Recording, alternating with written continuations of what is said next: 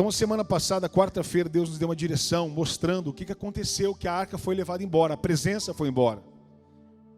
E isso tem acontecido, infelizmente, com o povo de Deus, com a igreja.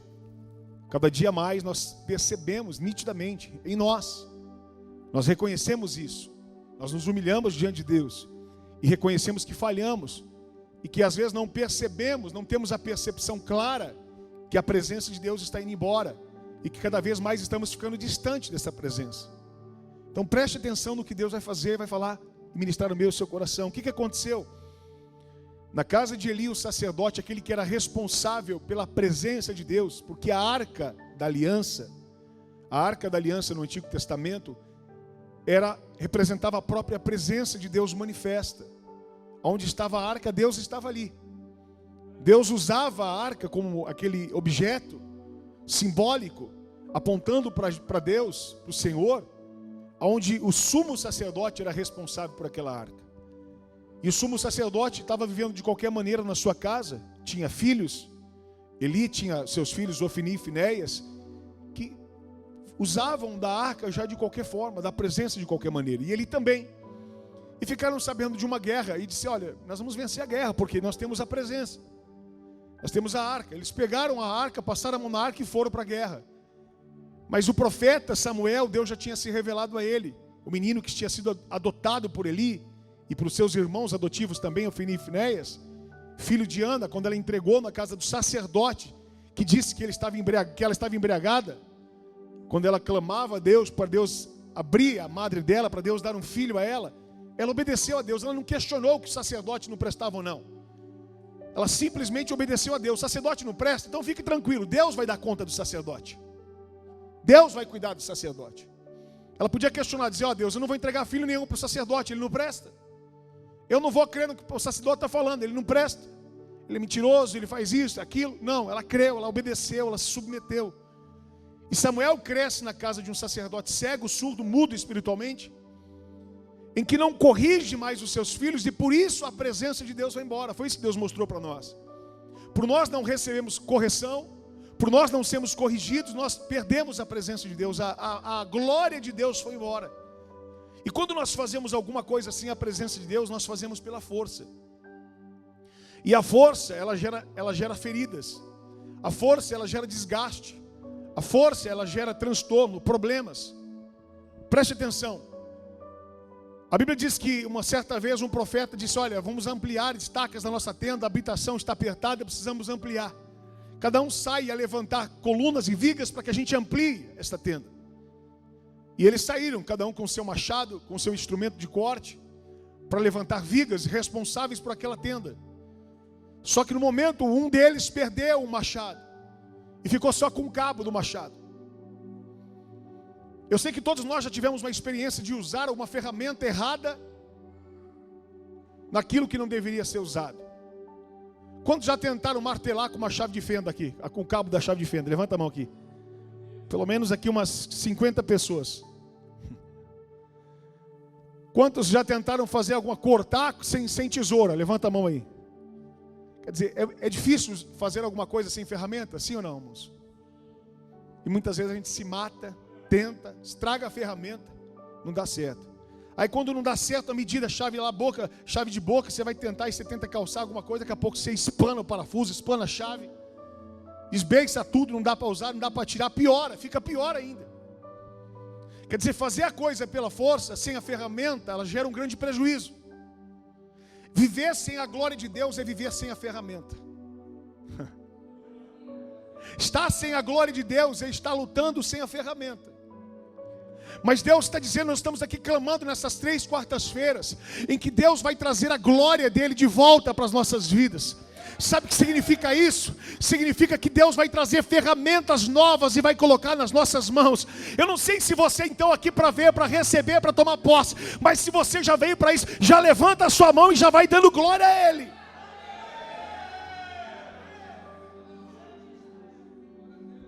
Deus vai entregar ferramentas aqui para cada um de nós. Se você que está em casa, diga eu recebo. Você que está aqui, diga eu recebo.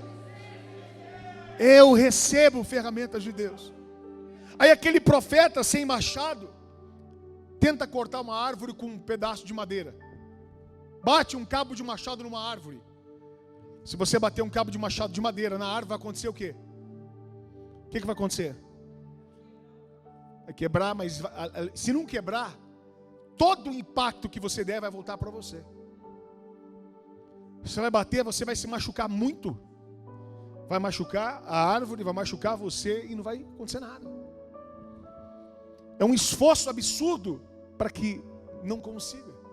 Agora um machado afiado, uma pancada certa, sabendo bater um machado certo, de forma correta, aquilo que parece ser duro se torna fácil. Deus vai fazer coisas duras se tornarem fáceis nas nossas vidas em nome de Jesus Cristo. Sabe por quê? Porque a glória de Deus vai voltar para as nossas vidas e ferramentas serão entregues. E preste atenção, quando Deus manda ferramentas para nós, Ele não manda ferramentas cegas.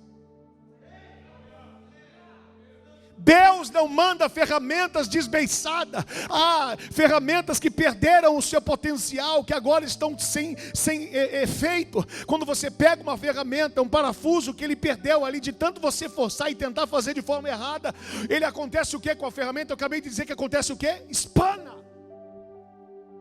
Deus não manda ferramentas espanadas. Deus manda as ferramentas justas, perfeitas, que se encaixarão perfeitamente, em que você não vai precisar fazer força, porque vai ser pelo poder do Espírito Santo de Deus. A glória de Deus voltará sobre as nossas casas, sobre as nossas vidas. Quantos querem receber a glória de Deus de volta? Quantos querem viver com a glória de Deus na minha e na sua vida? A Bíblia diz que então eles perderam a presença de Deus e perderam a batalha, justamente ainda tendo a arca na sua mão. A arca é a presença. A presença e a arca só funciona se eu me sujeitar à presença. Eles tinham a arca, mas eles não tinham obediência a ela. A arca estava na casa deles, mas eles já não ouviam mais a arca. Eles carregavam a arca, mas Deus nos chamou para entender e ouvir a voz da presença e da arca, para que Ele nos conduza o momento certo de agir. Entenda isso. Eles com a presença perderam a batalha, morreram em batalha, porque Deus não aprova aquele que não ouve mais a Deus. Porque aquele que não ouve a Deus não faz mais o que Deus manda, mas faz o que Ele quer. E quem faz o que quer não desfruta da presença. Quem faz o que quer não desfruta do poder de Deus, perde batalhas. Tem gente dizendo: eu sirvo a Deus, vai dar tudo certo. Mas eu vou dizer, é Deus que está falando ou é você que está conduzindo? Mesmo que você tenha a arca, que você conhece a presença, se não é Deus que está falando, é eu e você que estamos conduzindo. E se eu e você estamos conduzindo, vai dar errado, porque Deus não divide a sua glória. A minha e a sua casa tem um governo. Qual é? É nosso ou é de Cristo? Se o governo é nosso, Jesus não governa. Mas se o governo é dele, se prepara, porque se ele governa, ele dá ordem. Se ele governa, ele dá direção. Se ele governa, ele mostra o caminho. Se ele governa, ele quem conduz as nossas vidas. Então preste atenção, quando Deus está no governo, nós estamos ouvindo a sua voz. Quando Deus está no governo, nós estamos ouvindo a sua voz. O que acontece conosco sem governo? Ansiedade.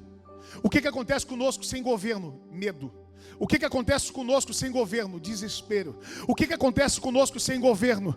A antecipação, precipitação. O que acontece com a gente sem governo? Nós fazemos coisas aleatórias sem saber para onde nós vamos, porque nós não temos a direção certa. Mas quando Deus governa, ainda que a casa seja cercada, você pode entrar em desespero e vai dizer: mas aqui são muitos inimigos. Mas quando Deus governa, Ele vai dizer: abre os olhos do moço para que ele veja que mais são os que estão conosco do que os que estão com eles. Quando Deus governa, não tem medo. medo, não tem cilada, não tem impossível, não tem o que não tem como jeito, não tem maneira. Quando Deus está no governo, tudo já deu certo para a glória dele. Aleluia. Ele está no governo de tudo.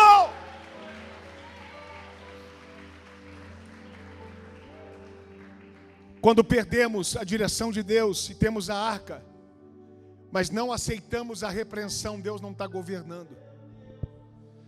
A Bíblia diz em 1 Samuel capítulo 3, só para lembrar você e eu, no verso 14, capítulo 3, verso 14 diz, verso 13: porque já eu lhe fiz saber que julgarei a sua casa para sempre, pela iniquidade que ele bem conhecia.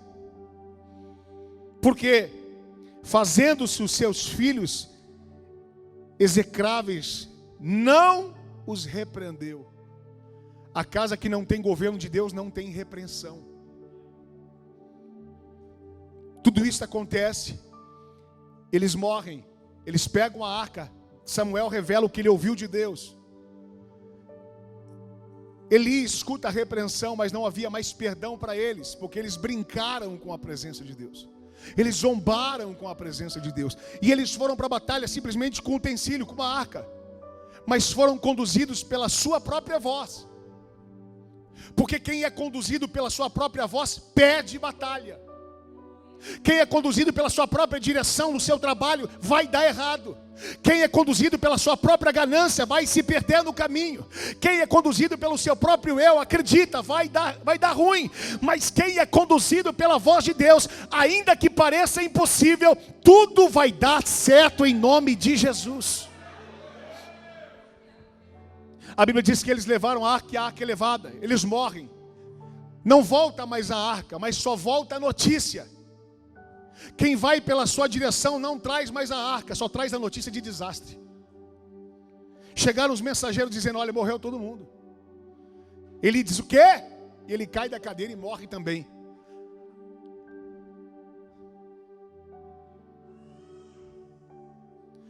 Uma das esposas do seu filho está ali junto, grávida, também ouve, cai dura, e diz: e acabou. E nasce uma criança. E Cabó significa a glória de Deus foi embora. Agora a arca é levada pelos filisteus, pelo próprio Deus permitindo acontecer isso. É necessário que essa arca seja trazida de volta. E Deus, Ele nunca quis que a arca ficasse no meio dos filisteus. Pelo contrário, Deus não precisa de nós para destruir com os filisteus. Deus levanta a igreja para fazer a diferença. Eu vejo algumas pessoas, tem tudo a ver com essa mensagem. Tem pessoas que dizem: olha, agora as pessoas se perderam, agora falam de política dentro da igreja. Elas não entenderam o que é o Evangelho. Elas não entenderam o que é a palavra de Deus. Elas não compreenderam que não é uma questão de você dizer A, B, C ou D. Não, elas não entenderam nada. Elas simplesmente estão vivenciando, dizendo: olha, não importa o que acontecer, se vai ser um, se vai ser A, se vai ser B, não importa, Deus é Deus, Deus é poderoso, a gente não precisa fazer nada. Irmão, isso é mentira do diabo. Se a gente não precisa fazer nada, então não precisa ter pastores. Se a gente precisa fazer nada, então não precisa ter evangelismo. Se a gente precisa fazer nada, então não precisa ter pregador mais. Se a gente precisa fazer nada, não precisa ter Moisés para libertar o povo do Egito. Se a gente precisa fazer nada, não precisa ter Josué para libertar o povo. Escute, Deus conta com a igreja que se posicione para restaurar, para edificar, para se posicionar, para levantar, para fazer a sua parte. Essa conversa do diabo, que não precisa se preocupar, que Deus cuida, essa é a mentira que Satanás lança no coração de pessoas. Sabe quais são essas pessoas? Eu já tenho esta mensagem empregada há muitos anos já. Qual, pastor? Deus não me chamou para lavar as mãos. Deus me chamou para lavar os pés. Diga: não fui chamado para lavar as mãos. Eu fui chamado para lavar os pés. Quando eu e você entendemos que fomos chamados para lavar os pés, quando a gente fala de lavar as mãos, a gente tem um sinônimo de Pilatos. Quer dizer, eu não tenho nada a ver com isso. Quando eu e você lavamos as mãos, nós estamos dizendo: eu não quero nem saber o que vai acontecer. O problema é deles. Deus é Deus. a gente transfere para Deus a minha responsabilidade. Se Deus não precisa de pessoas, o que a gente está fazendo aqui? Se Deus não precisa de pessoas, por que Deus levantou Moisés, Josué, Caleb, Abraão, Jacó? Cadê? José, os profetas todos. Por quê? Há pessoas que querem espiritualizar demais. Olha, eu amo Deus demais. Só que a Bíblia diz o seguinte: se você não ama o seu irmão que você vê, você nunca amou a Deus que não viu. Enquanto você e eu espiritualizamos, Deus traz para natural e diz: olha, você quer amar Deus, então ame teu irmão que você vê primeiro, para você dizer que me ama. As pessoas que não conhecem Bíblia distorcem coisas justamente porque elas estão perdendo a presença. Mas quando eu e você somos conduzidos pela presença, nós somos guiados por Deus para fazer o que Ele está mandando fazer na hora certa. Quando Deus dá direção a Abraão e faz uma promessa para ele, quem dá uma promessa para Abraão? Quem que é que entrega a promessa? Quem é que dá a promessa? Quem é que tem promessa para você aqui hoje? Quando Deus dá a promessa, Ele fala o seguinte: eu estou entregando a promessa. Tem gente que recebe a promessa. Eu já disse que teve pessoas que já receberam profecias do próprio pastor Rodrigo que vos prega. Deus revelou e falou: escuta uma coisa, Deus mostrou assim, assim, assado. A pessoa, amém. Passou um tempo, a pessoa fala: pastor, mas por que não aconteceu? Não cumpriu. Eu digo: você fez a sua parte? Não, eu fiz isso, eu errei, desviei, fiz. Entendi. Você não faz a sua e você quer que Deus faça a dele. A Bíblia diz: se Deus falar que você vai morrer e você se arrepender, se humilhar, se converter do seu mau caminho, então Deus voltará atrás e não te matará, mas dará vida. Quer dizer, a sua atitude fez Deus mudar de posição. Aí se Deus disser que você vai ser abençoado, e você confiando, viver uma vida dissoluta, de pecado, de mentira, de erro, então Deus se esquecerá que você teria vida, e então você morrerá, diz a palavra de Deus. Quer dizer, a profecia só tem validade quando eu e você se submete. Deus, Ele entrega a responsabilidade para a igreja. Ele não pode fazer, Ele é o livre-arbítrio. Você faz se você quiser. É condicional, diga condicional. A condicional há uma condição, e em toda a Bíblia é condicional. Toda a Bíblia. Se quiserdes e me ouvirdes, tem que querer. Você quer ouvir? Não quer, problema é seu. Tá bom. Se me obedecerdes, se atentamente, se buscares a minha face, se orares, se clamares, é uma condição, você não é obrigado a fazer, mas se fizer, o Senhor garante e obedece, cumprir a promessa dele sobre as nossas vidas. Agora tem pessoas que querem ter a Bíblia. Pastor, me revelaram lá no fogo do altar, que eu vou viver a promessa. E você está fazendo o quê? Está indo para o culto? Não. Mas eu tenho a promessa. Então você esquece que não vai acontecer nada. Para de correr atrás de profecia. A profecia vai correr atrás de você. A promessa vai correr atrás de nós quando a gente estiver na posição. Mas Deus falou, Ele falou. Mas a Bíblia está falando que Deus tem o melhor dessa terra para todo filho dele. Não sei nem de revelação. Deus tem toda a promessa para aquele que crê. Deus tem vitória para aquele que submete. Deus tem cura para aquele que confia. Deus tem libertação para aquele que acredita na sua palavra. Escute que essa revelação então receba, é para todos. Está aqui. O que mais você quer? Toda a promessa é nossa. Mas se atentamente ouvir a voz do Senhor teu Deus. Mas se converter do seu mau caminho, então eu virei do céu e perdoarei o seu pecado. A condição é nossa. Tem gente que quer que Deus faça ele no erro. Tem gente que quer que Deus faça ele usando a arca de qualquer forma. Deus não vai fazer. Deus fica atado e impedido de agir quando nós não estamos fazendo aquilo que Ele ordenou que façamos. Foi dada uma palavra profética. Quando eles entraram lá em Jericó, quando aquela mulher, Raabe, recebe uma direção e diz: escute uma coisa. Nós vamos fazer um pacto aqui, eu e você e eu. Você está nos guardando, você está nos livrando, está nos protegendo. Se você se achar dentro dessa casa, quando Deus julgar essa terra, fique tranquilo. A promessa é que toda a muralha caia por terra. Deus disse que vai derrubar. Fique tranquilo, a muralha é grande? Tem quase 9 metros de altura, 12 de altura, 9 de largura, 6, 7 de largura. Muitos quilômetros. Mas Deus falou que vai enterrar ela. Sério? Falou. Ela disse, já que vocês estão falando, eu acredito, porque eu sei que o Deus de vocês é terrível e é poderoso. O que eu devo fazer? Nós vamos colocar aqui na janela um tecido de escarlata representando o sangue como sinal. Se você estiver dentro da sua casa, fica tranquilo, Rabi.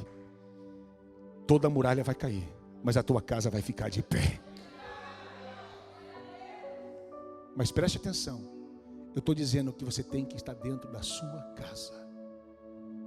Não é o que você quer. É o que a palavra e o profeta está dizendo para que se cumpra a vontade de Deus.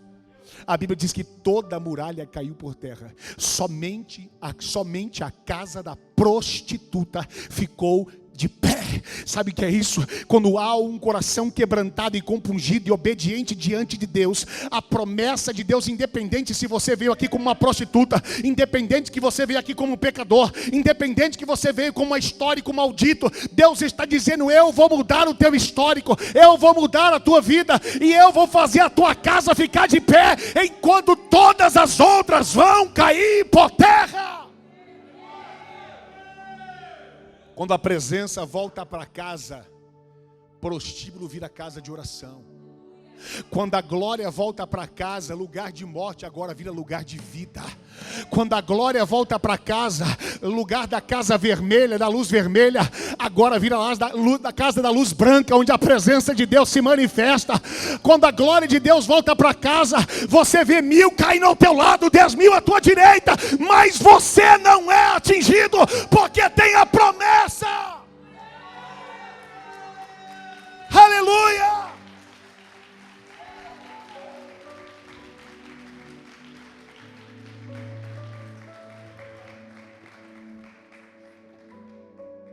Quantos querem a presença na sua casa? Olha isso aqui. Olha o que Deus tem para mim e para você em nome de Jesus Cristo. Abre comigo em Êxodo.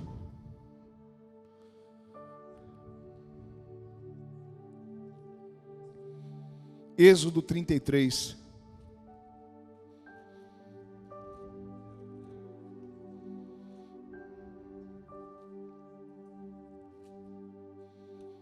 Quantos abriram, diga amém.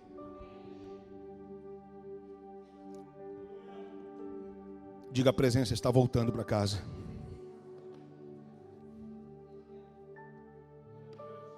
Êxodo 33, verso 1. Eu vou ler para você aqui rapidamente, para você acompanhar comigo. Disse mais o Senhor a Moisés: vai, sobe daqui, tu e o povo que me fizeste subir da terra do Egito, a terra que jurei a Abraão, a Isaque e a Jacó, dizendo, a tua semente a darei. Quem é que jurou? Quem que prometeu? E por que Abraão, que era Abrão e agora Abraão, Deus disse que mudaria o seu nome, a sua identidade, a sua história? Deus começa a cumprir a promessa no momento em que ele se arrepende, porque Abraão, para ajudar Deus, quis fazer o que ele queria. Ele vê que o tempo está passando, porque Deus falou que ele seria pai de uma grande nação, e não nasceu filho nenhum. Ele conversa com a mulher dele e fala, amor, Deus falou com a gente. Os anos se passaram, a gente está velho já. Eu não tenho mais condições, nem você. Faz o seguinte, o que eu posso fazer? Ela disse, se Deus falou, então vai lá e deita com a empregada, com a Agar. Vamos ajudar Deus. Deus manda dizer para você, para mim, Deus não precisa da sua e da minha ajuda. Ninguém ajuda Deus. Ninguém sustenta a glória de Deus. Deus não precisa de pessoas usadas. Deus precisa de pessoas dependentes. Diga, Deus não precisa de pessoas usadas. Diga, toda usada morrerá diante de Deus. A Bíblia diz que a própria arca de Deus, quando foi roubada, a própria arca de Deus, quando foi levada pelos filisteus, agora Davi volta para buscar a arca, a presença, porque Davi vai governar. E Davi recebeu de Deus uma promessa para governar. Davi recebeu de quem a promessa? Quem tem promessa de Deus aqui? Levante sua mão. Guarda isso, Por ele receber a promessa de Deus, ele entende que não existe governo se Deus não estiver com ele. A presença representava através da arca.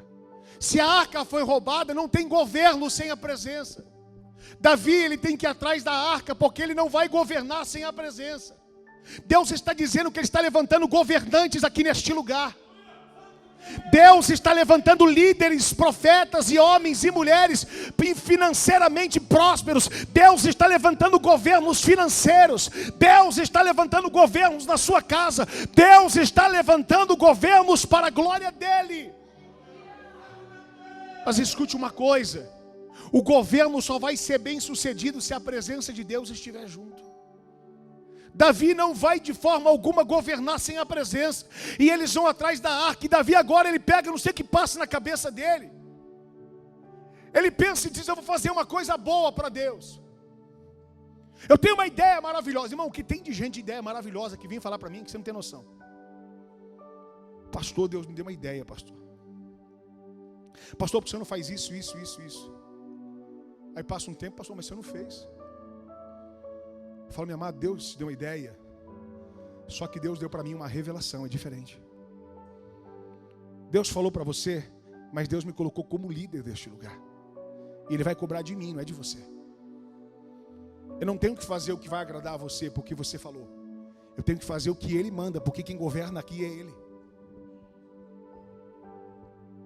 Quantas pessoas, se for depender, pastor, pinta de vermelho, pinta de roxo, põe ventilador de teto. Você imagina se eu fosse agradar todo mundo e colocando um pouquinho de cada um aqui. Só que a arca de Deus vai embora quando não há repreensão. E nós não estamos aqui para agradar. Nós estamos aqui para glorificar a Deus e agradar a Ele somente. Moisés, escute, é um homem guiado por Deus e conduzido por Deus o tempo todo. E muitas vezes o povo não compreende, murmura, questiona, se levanta contra ele. Assim também Davi. Mas Davi percebe, entende que quem entregou uma promessa de um governo para ele foi quem? E agora ele vai assumir o governo. O que muitas pessoas fazem quando Deus entrega uma promessa? Quando ela enxerga a promessa de perto, elas se esquecem do dono da promessa. Elas se esquecem de governar com aquele que deu a promessa, o presente. Pastor, Deus me deu uma promessa, Deus falou que daria uma empresa para mim. Tá bom, eu creio. Mas se Deus der a empresa, Ele vai governar a empresa. Se Deus te deu uma família, Ele vai governar a sua família. Se Deus te entregou um filho, Ele vai governar os seus filhos. Se Deus te entregou um presente, Ele vai cuidar desses presentes. Por quê? Porque a glória é dEle, é Ele que manda neste lugar. Agora Davi se desespera e diz: nós precisamos fazer alguma coisa. Só que ele vem com uma ideia. Vamos pegar carros de bois que nunca foram usados. A intenção é boa, diga: a intenção é boa. Mas o reino não vive de intenção, ele vive de direção. Tem gente que é muito bem intencionada. O desejo dela é abençoar, o desejo dela é fazer, mas Deus não quer que eu e você faça coisas por intenção. Ele quer que eu e você faça coisas por direção. Tem pessoas que estão fazendo do reino de Deus, eu já dei esse exemplo e vou dar mais umas milhares de vezes, que o reino de Deus é como alguém que veio fazer um bolo para ele. Você imagina a pessoa começa a acordar, ela acorda de madrugada e vai procurar a melhor farinha, vai procurar o melhor chocolate. E ela fala: qual que é o melhor chocolate? O suíço. Então eu vou lá, eu vou buscar o suíço, eu vou pegar a melhor cereja, eu vou fazer isso, eu vou fazer aquilo outro, eu vou preparar a massa, eu vou fazer a massa de chocolate do melhor massa, eu vou fazer isso, eu vou fazer uma forma de um bolo alto, assim, assado, e começa a fazer. E ela finaliza aquele bolo e fala: Deus, está aqui, eu fiz o meu melhor. Aí Deus fala assim: filha, eu não gosto de chocolate. Eu gosto de baunilha. Você passou a vida inteira fazendo algo que eu não gosto. Mas é o meu melhor. Deus não quer o melhor. Deus, Ele quer o que Ele manda. Quem está entendendo o que Deus está falando? Guarde isso. Davi, então, ele quer fazer o melhor. Vamos fazer o bolo para Deus. Pega carros de bois e tragam para que a gente possa trazer a arca de Deus. Só que a arca de Deus não é carregada por bois. A arca de Deus não é carregada por qualquer coisa. A arca de Deus, ela tinha 4 argolas nos seus 4 cantos. E varões que passavam em meio a essas argolas. onde ficavam-se 2 partes de varões para cá e 2 partes de varões para cá, para que os sacerdotes, os levitas, aqueles que podiam carregar a presença, adoradores de Deus, carregassem nos ombros, porque a presença não é carregada através de um impresso. A presença não é carregada através de um ato, de uma coisa, mas a presença é carregada através dos sacerdotes que carregam no seu corpo a marca de Cristo. E ele inventa de pôr no boi. E a Bíblia diz que agora usar, diga usar, vendo os bois carregando, a arca vai cair.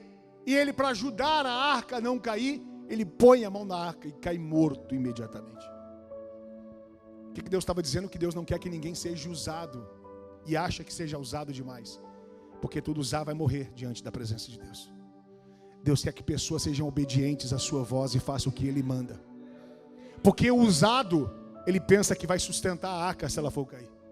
O usado por Deus pensa que se não for ele, ninguém vai fazer. O usado por Deus pensa que se ele não fizer, não tem quem faça. Eu digo para você, Deus não depende de nós, Ele conta com a gente, é diferente. A arca e a presença dele nunca vai cair. Nunca os filisteus vão roubá-la e vai ficar sem se defender. A Bíblia diz que quando os filisteus levaram a arca, o próprio Deus começou a ferir todos os filisteus, e eles começaram a ser atingidos pela presença de Deus, porque Deus não precisa de nada, Ele próprio se defende, Ele próprio é o próprio Deus que manifesta a sua glória.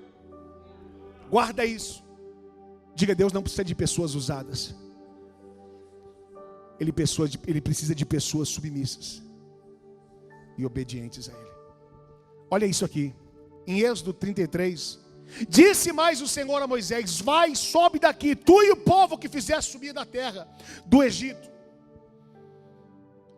Aquele povo que ele tinha tirado do Egito, a terra que jurei a Abraão, Isaque e Jacó, dizendo: a sua semente a te darei. Enviarei um anjo adiante de ti, e lançarei fora os cananeus, os amorreus, os heteus, os ferezeus, os aveus e os jebuseus. Quando Deus entrega a promessa, Ele dá ordem, ainda que aquela terra esteja gigantes, Ele já enviou os anjos para expulsar todos os gigantes de lá. Ele garantiu isso, que os anjos iam de frente. Mas quando foram os espias, dos 12 que foram, 10 voltaram dizendo: essa terra aqui que é boa, cheia de gigante. 10 voltaram frustrados e 2 voltaram dizendo: a terra é boa, mana leite e mel. Josué e Caleb acreditaram na terra, enquanto os outros 10 murmuraram contra a terra, porque andavam por vista e não pela fé. Ainda que, se Deus prometeu, você está enxergando o gigante, fica tranquilo, o anjo do Senhor vai à frente para expulsar todo gigante, toda aprovação e toda luta contra as nossas vidas. Mas olha isso no verso 3: há uma terra que mana leite e mel, porque eu não subirei no meio de ti. Olha Deus dizendo: eu não subirei no meio de ti. E lançarei fora os cananeus, os amorreus, os heteus, os ferezeus e os aveus, e os heveus e os jebuseus. Há uma terra que mana leite e mel. Voltei aqui: porque eu não subirei no meio de ti. Verso: porquanto és um povo obstinado. O que é obstinado? Alguém sabe o que é obstinado? O que é obstinado? Alguém pode imaginar o que seja isso?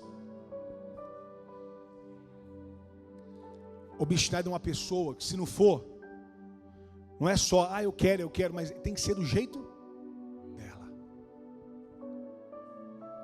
Se não for assim, eu quero. Se não for assim, não vou. Preste atenção. Tem muita gente vivenciando com a sua liderança, enquanto a arca foi embora, não quer mais ouvir a Deus, porque se não for do seu jeito, não pode. Se não for no seu tempo, não tem como. Aí Deus está dizendo: escute, olha Deus, pois eu não subirei no meio de ti, porque és um povo obstinado, para que não se consuma eu no caminho. Deus está dizendo: eu não vou subir, porque se eu subir eu vou consumir vocês, eu vou matar vocês. Estou cansado de vocês. A presença de Deus estava... é melhor eu não ir. É melhor não ir. Verso 4: e ouvindo um povo esta notícia, se entristeceram, e nenhum deles pôs sobre si os seus atavios, os seus enfeites, porquanto o Senhor tinha dito a Moisés, dizendo aos filhos de Israel: povo obstinado és, E se o momento eu subir no meio de ti, te consumirei. Porém agora, tira de ti os seus atavios, os seus enfeites, para que saiba que hei de fazer. Então os filhos de Israel se despojaram dos seus enfeites, ao pé do monte Horebe. E tomou Moisés a tenda e a estendeu para si fora do arraial. Desviada longe ao arraial, chamou-lhe a tenda da congregação.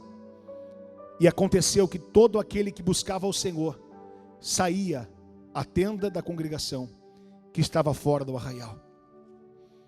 E aconteceu que, saindo Moisés à tenda, todo o povo se levantava, e cada um ficava em pé à porta da sua tenda, e olhavam para Moisés pelas costas, até ele entrar na tenda.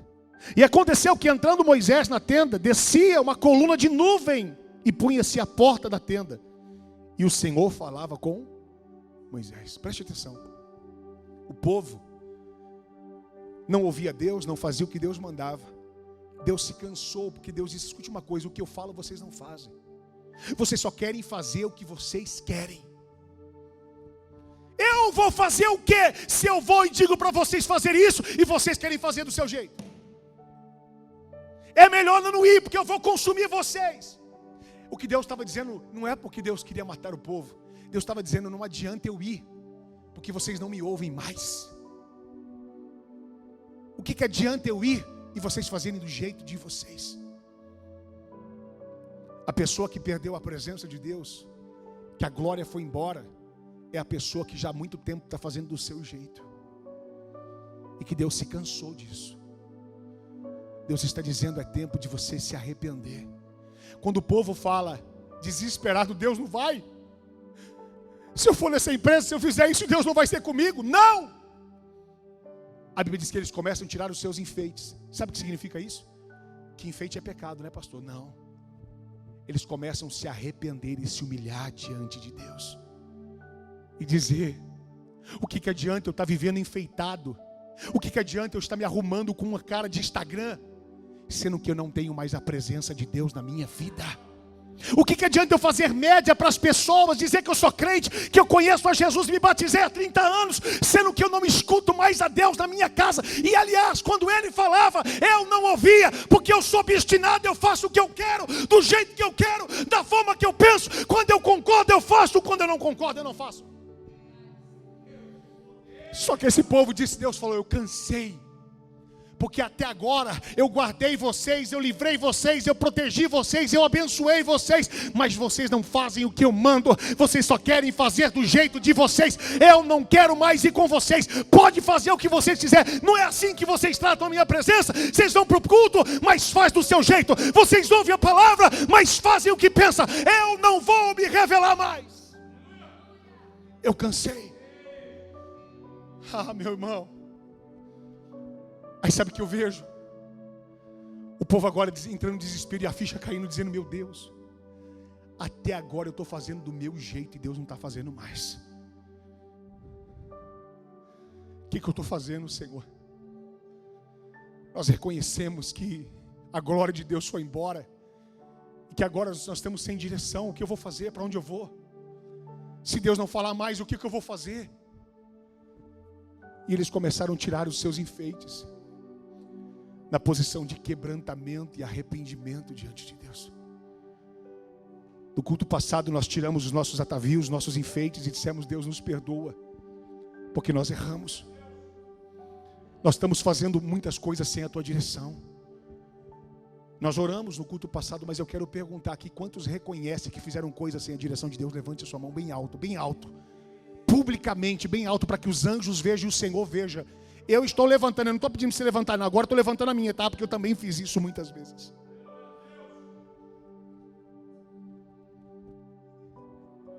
Você pode dizer: me perdoa, Senhor.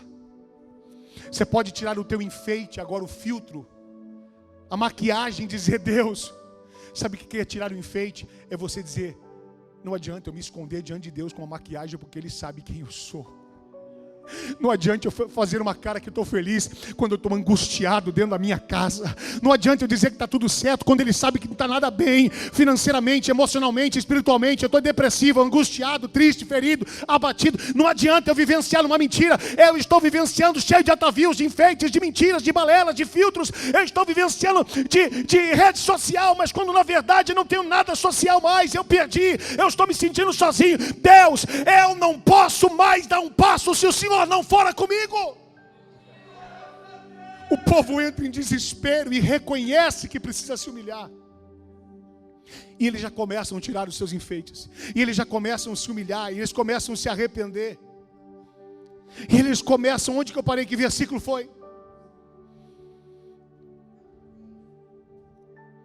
8. E aconteceu que, saindo Moisés à tenda do povo, se levantava cada um e ficava em pé à porta da sua tenda. Eles de longe olhavam Moisés indo naquela tenda, e olhavam para Moisés pelas costas, até ele entrar na tenda. E aconteceu que, entrando Moisés na tenda, olha isso, descia uma coluna de nuvem e punha-se à porta da tenda, e o Senhor falava com Moisés. E vendo todo o povo a coluna de nuvem que estava à porta da tenda, todo o povo se levantava e inclinavam-se cada um a uma porta da sua tenda. Eles faziam o quê? Se inclinavam. Quer dizer, se prostravam, se humilhavam, se arrependiam. E falava o Senhor a Moisés como? Face a face, como qualquer que fala com seu amigo. Meu Deus.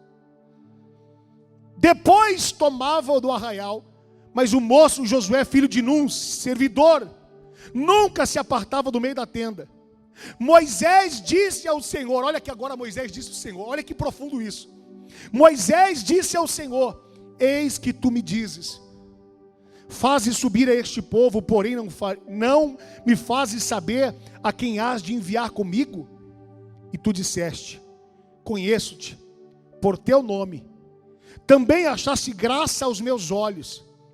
Agora, pois, se tenho achado graça aos teus olhos, rogo-te que agora me faça saber o teu caminho, e conhecer-te-ei, para que me ache graça aos teus olhos, e atenta que esta nação é o teu povo. Dize, pois, irá a minha presença contigo, para te fazer descansar? Então disse-lhe: se a tua presença não for conosco, não nos faça subir daqui. Moisés diz o seguinte: Senhor, eu estou aqui na tua presença, dizendo: Senhor, se o Senhor diz que eu sou homem de Deus, que o Senhor viu graça aos meus olhos, faz o seguinte, não deixe esse povo ir sem a tua presença. Se a gente andar sem a sua presença, a gente vai morrer lá, Senhor. Se eu continuar sem a tua presença, vai dar tudo errado lá em casa, Senhor. Se eu tiver sem a tua presença, os meus filhos vão se desviar, Senhor. Se na minha casa não tiver a tua presença, meu casamento vai ser destruído, ó Deus. Se na minha família não tiver a tua presença, está tudo desabando lá em casa, Senhor. Pai, se o Senhor tem olhado para mim, visto que eu sou de bem, e se o Senhor viu graça diante dos meus olhos, eu digo: Pai, nós só vamos sair daqui se a tua presença for conosco, porque se a tua presença não for, nós não vamos dar um passo mais sequer, Deus. Irmão, Moisés, ele se coloca na brecha como sacerdote, dizendo: Pai, eu sei que nós reconhecemos que nós erramos, que nós falhamos e fizemos muito o que achávamos, mas hoje a gente não vai dar mais um passo se o Senhor não for conosco. Nós não vamos sair daqui. Agora, pois, se tem achado graça aos teus olhos, rogo-te, eu clamo, eu te peço perdão agora, que faça saber o teu caminho, se revele a nós, a conhecer-te-ei, para que ache graça aos teus olhos, e atenta para que esta nação é o teu povo. Não abandona eles não, Senhor. Aqui está o teu povo que o Senhor livrou do Egito. Aqui está o teu povo que o Senhor converteu quando ele servia a Satanás. Aqui está o teu povo que pecava. Aqui está o teu povo que era desviado. Aqui estava o teu povo que bebia, que não prestava. Eles são o teu povo, Jesus. Moisés se coloca na brecha daquela tenda. aonde a Shekinah de Deus se manifesta. E ele clama com todas as suas forças, dizendo: Pai, aqui está o teu povo. No verso 14 ele diz, de Êxodo 33, disse mais: pois irá a minha presença contigo para te fazer descansar. E então disse-lhe: se a tua presença não for conosco, não nos faça subir daqui. No verso 16 ele diz: como, pois, se saberá agora que tenho achado graça aos teus olhos, eu e o teu povo?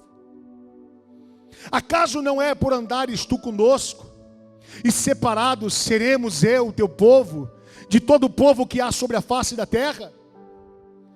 Então disse o Senhor a Moisés: farei também isto que tens dito, porquanto achaste graça aos meus olhos, e te conheço pelo teu nome. Eu te conheço por nome, pela sua oração, pelo seu posicionamento, pela sua intercessão. Escute uma coisa: o povo estava andando, mas Deus dizendo: a minha presença não vai mais. Eles param, se humilham, se arrependem e dizem: não vamos dar mais um passo, se a presença não for conosco. Não vamos fazer mais nada se a presença não for conosco. Não vamos agir, não vamos comprar, não vamos fazer, não vamos pensar, não vamos fazer nada se a presença não for conosco.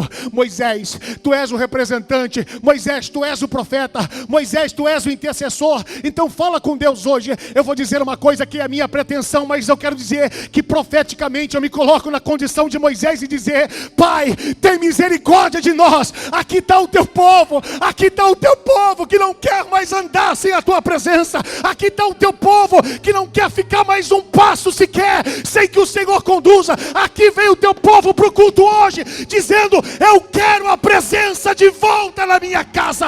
Eu quero a presença de volta na minha casa, Senhor.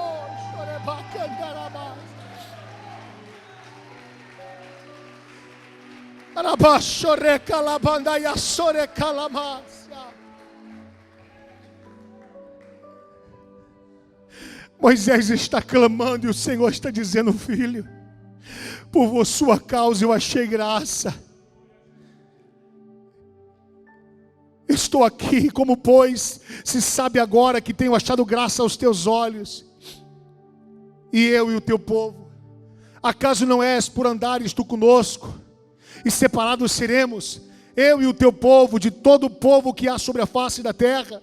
Então disse o Senhor a Moisés: farei também isto que tens dito, por quando achares graça aos meus olhos, eu te conheço por nome. Verso 18 de Êxodo 33, olha que coisa linda.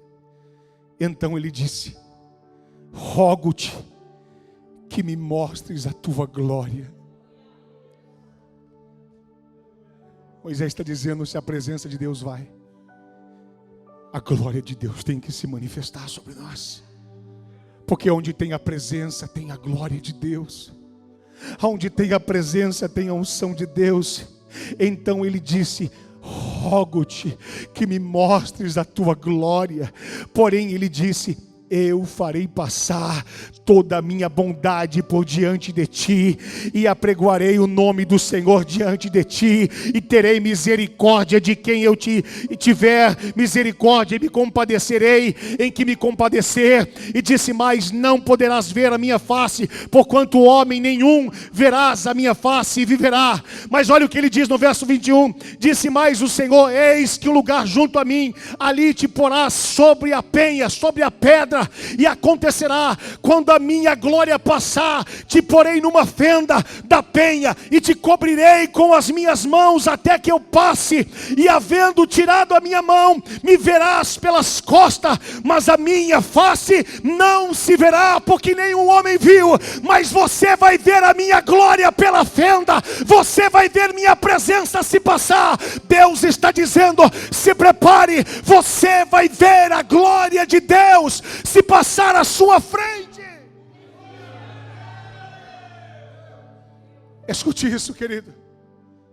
Quando Deus disse para Moisés, eles estavam conversando como amigos, como que face a face. como que face a face. Diga como. Não era face a face, era como. Porque nenhum homem viu a face de Deus. Porque se visse não suportaria. Mas olha esta revelação, Deus falou, escute. Já que tu pedes para viver a minha glória, eu vou te colocar numa penha, numa fenda. E eu vou tampar com as minhas mãos. E eu vou virar de costas. E quando eu virar de costas, eu vou tirar a mão. E você vai ver as minhas costas. Sabe o que Deus está dizendo para mim? Sabe o que é a revelação de Deus para mim e para você hoje? Quando você vê as costas, significa que você está seguindo alguém que está na sua frente. Quando você vê as costas, significa que Deus está dizendo, eu disse que eu não iria, né? Mas agora você vai me seguir, eu vou na sua frente. Eu vou mostrar o caminho, pode me seguir, pode olhar minhas costas, porque eu vou com vocês. Eu vou à frente da sua batalha, eu vou à frente da sua luta, eu vou à frente do seu problema, porque eu sou o teu Deus, eu sou o teu Deus, eu sou o teu livramento, diz o Senhor dos Exércitos.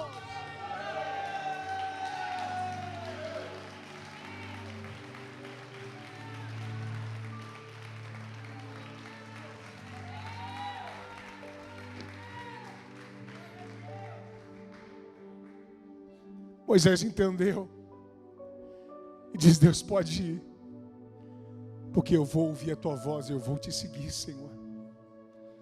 Quem vai vendo as costas de Deus é porque não é Deus que vê as suas, que você conduz, é você que é conduzido por Ele. Quem olha as costas de Deus é porque está atrás de Deus. Deus está dizendo hoje, eu estou assumindo a frente da tua casa. Quantos querem ver as costas de Deus? Levante a sua mão. Diga, Deus, vai à minha frente, Senhor. Vai na frente da minha casa, Senhor, agora em nome de Jesus. Senhor, vai à frente dos problemas, eu não tenho força. Vai à frente das lutas, vai à frente, Senhor. Eu quero ver só as tuas costas. Eu não quero dar mais um passo sequer sem que o Senhor ande. Eu vou ouvir a voz do meu pastor, do meu Senhor, e eu vou segui-lo todos os dias, porque o Senhor irá à minha frente todos os dias, para me guardar, para me livrar, para me abençoar, para que a tua glória seja conosco, aonde nós fomos, a tua presença irá à nossa frente, a tua presença irá à nossa frente, Senhor. Aleluia. Aquele povo, ele só reconheceu que estava perdido porque estava andando sem a glória de Deus. Imagine que Deus estava fazendo muitas coisas, Deus estava andando, Deus estava indo com eles, mesmo eles desobedecendo. Tem alguém que é pai e mãe aqui? Levante a mão assim. Quantos dizem, seu filho, se você fizer, eu vou te repreender. Filho, se você fizer, eu não vou te dar. Se você desobedecer, o pai não vai dar, a mãe não vai dar.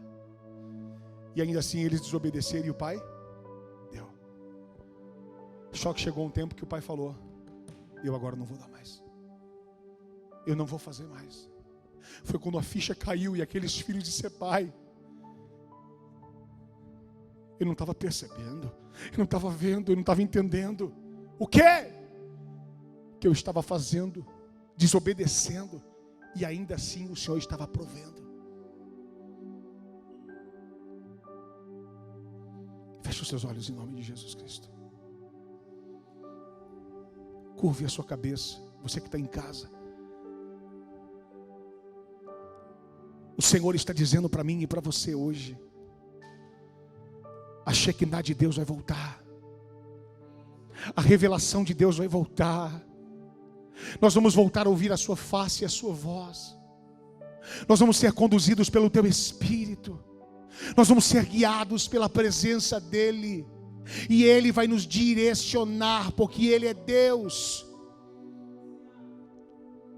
A oração que eu e você vamos fazer hoje É entendendo que essa glória de Deus está voltando, a presença de Deus está voltando, e você vai perceber que você não vai precisar se esforçar mais, porque Deus está indo à sua frente, porque Deus está aplanando caminhos tortuosos hoje. Deus está aperfeiçoando caminhos que estavam terríveis, que você estava insistindo do seu jeito, você estava tentando na vida sentimental, tentando na vida emocional, tentando na vida profissional, tentando na vida ministerial do seu jeito, mas Deus está dizendo: não vai ser assim, porque eu, o Senhor, vou à sua frente e eu vou conduzir os teus passos, eu vou abrir novos caminhos, eu vou prosperar os seus negócios, eu vou abrir novos contratos, eu vou liberar o meu milagre, eu vou cumprir a minha promessa sobre os meus filhos.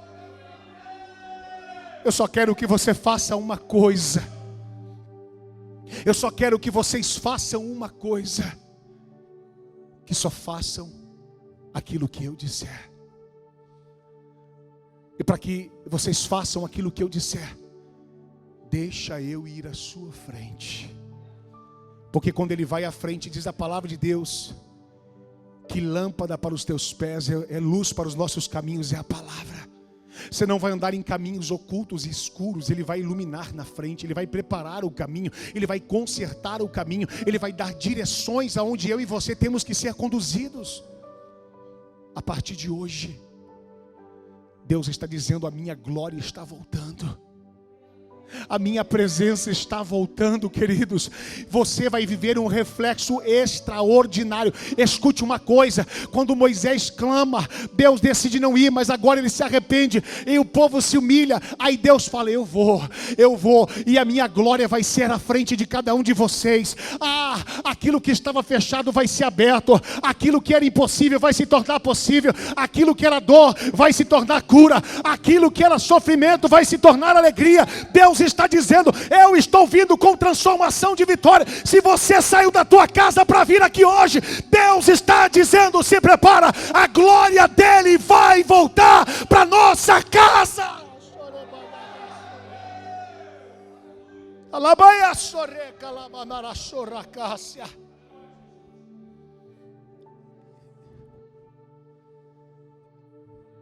A pergunta é, para a gente encerrar esta mensagem: a presença de Deus está só em alguns lugares? Biblicamente, não. A presença de Deus está em todos os lugares. Mas guarde isso: não é porque a presença de Deus está em todos os lugares que há manifestação em todos os lugares.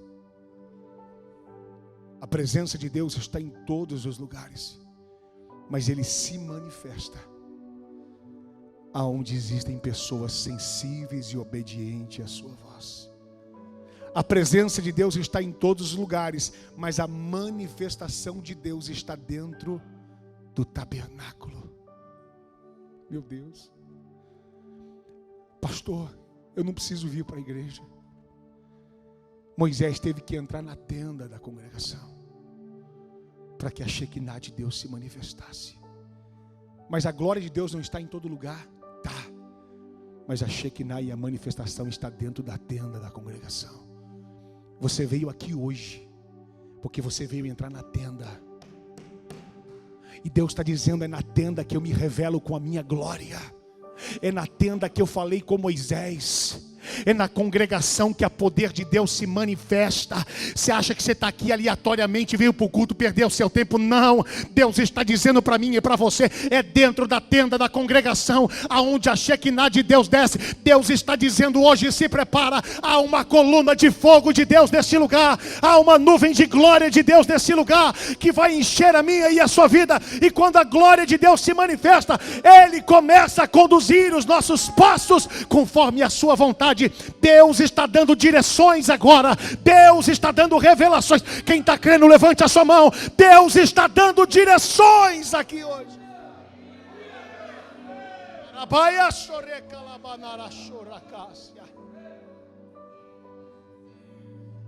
Eu e você não podemos fazer o que nós achamos para que a presença de Deus se manifeste. Não somos nós quem vamos conduzir, mas nós seremos conduzidos por Deus que vai à frente. Diga: para a presença de Deus se manifestar, eu preciso ir atrás de Deus e deixar Ele ir à frente, conduzindo todas as coisas. Diga: Deus, me perdoa por ser essa pessoa obstinada, que só quer fazer do meu jeito, e que a sua presença não foi mais. Mas hoje eu só vou andar quando o Senhor for à minha frente. Quando o Senhor disser vai, quando o Senhor disser fala, quando o Senhor disser faça, quando o Senhor disser age, quando o Senhor disser eu vou fazer, eu quero ouvir a sua voz.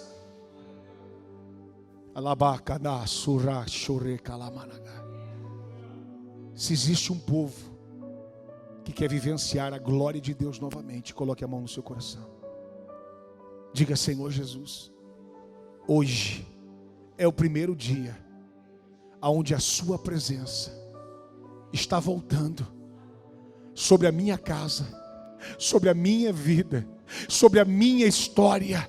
Diga: hoje a sua presença toma conta do meu ser, e eu me humilho para ser conduzido pela sua voz, e eu vou andar quando o Senhor andar, e eu vou fazer quando o Senhor fizer, para a tua glória, em nome de Jesus. Eu só vou se a presença for comigo, se a glória for comigo, em nome de Jesus. Pai, hoje eu profetizo que haverá um novo tempo em todas as áreas nas nossas vidas. Nós testemunharemos a partir de agora milagres acontecerem, liberações acontecerem, vitórias acontecerem, respostas chegarem a nós, porque nós estamos sendo conduzidos pelo Senhor, e quem é conduzido pelo Senhor nunca vai cair em ciladas, nunca vai pisar em armadilhas, e sempre será mais que vencedor em Cristo Jesus. Se tem alguém mais que vencedor, dê um aplauso bem forte a esse Deus em nome de Jesus.